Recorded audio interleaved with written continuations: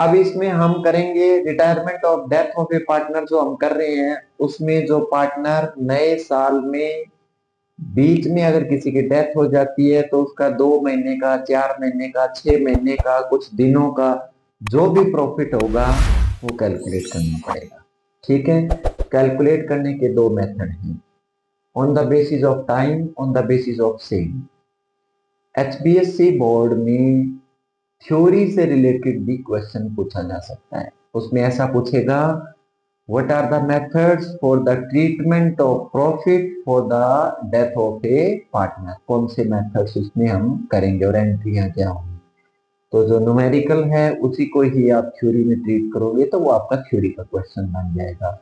Individual अगर 4 marks के लिए पूछा जाता है तो स्टेटमेंट ऐसे गिवन होगी, उसको रीड करना है। इन मेथड्स में से जिसका भी होगा उसके अकॉर्डिंग हम कैलकुलेट कर लेंगे। एंट्री एक ही होगी दोनों ही कैटेगरी में, वो आपकी ये करेंगे। तो एंट्री आपकी ये होगी, profit and loss suspense account debit.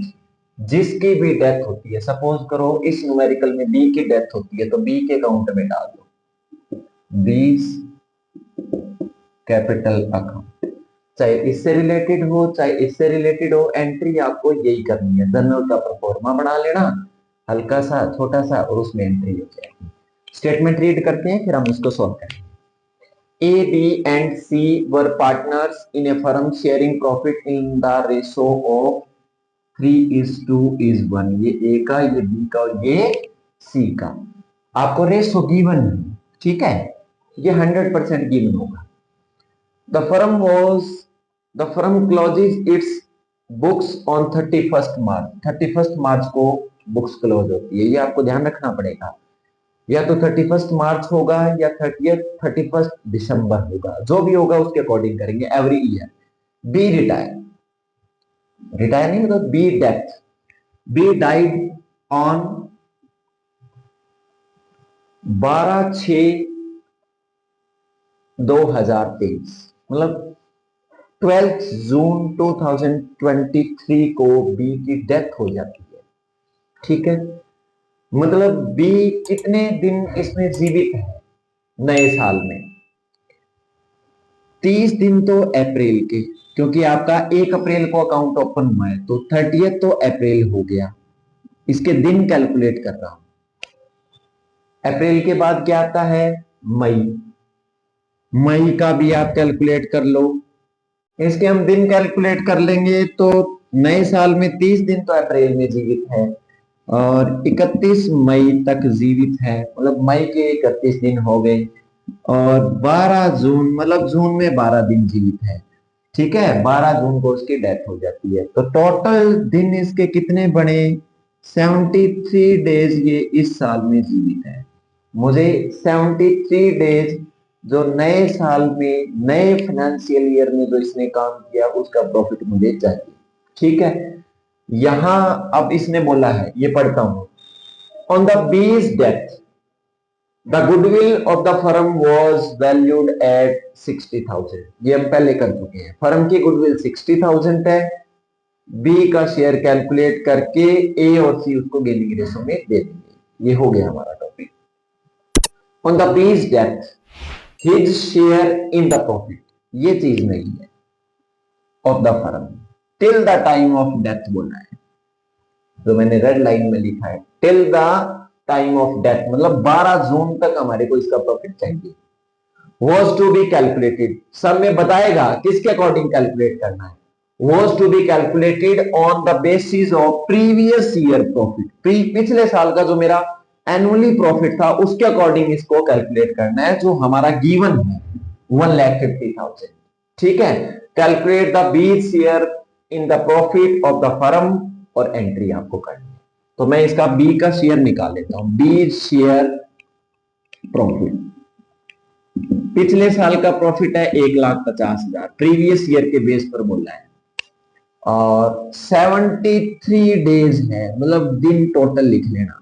महीने हो तो फिर महीने आ जाएंगे नीचे टोटल। ठीक है, ये 73 डेज सबका आ जाएगा। मुझे चाहिए किसका? ओनली बी का। तो बी का शेयर कितना है? 2/6। ठीक है, इसको आप कैलकुलेट कर लेना। इसका बनेगा लास्ट कैलकुलेट होकर 10,000। ठीक है, इसको कैलकुलेट करने के बाद और एंट्री आपकी ये हो जाएगी, profit and loss suspense account debit to B's capital account. तो इसका कितना बनेगा? 10,000। ये इसके अकाउंट में ट्रांसफर करेंगे। तो इस कैटेगरी में हम इसको ऐसे कैलकुलेट करेंगे। जो फर्स्ट मेथड हमने कर लिया प्रॉफिट को कैलकुलेट करने का ऑन द टाइम बेसिस, अब हम इसमें करेंगे ऑन द सेल बेसिस। तो सेल बेसिस आप कैसे कैलकुलेट करोगे उसको हम देखते हैं। ठीक है, A B and C are sharing profit in the ratio of 3:1। C die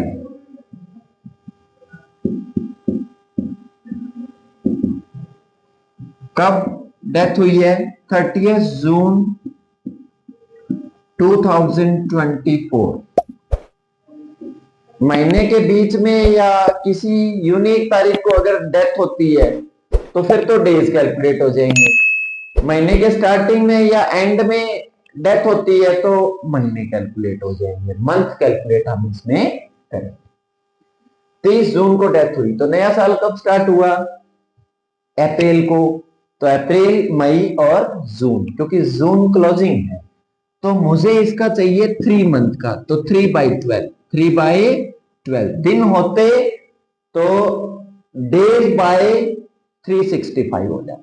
ठीक है, accounts are closed on 31 March. 31 मार्च को अकाउंट क्लोज होते हैं every year. Sales for the year ending 31 March 2024 को जो सेल है वो हमारे को गिवन है 6 लाख रुपए।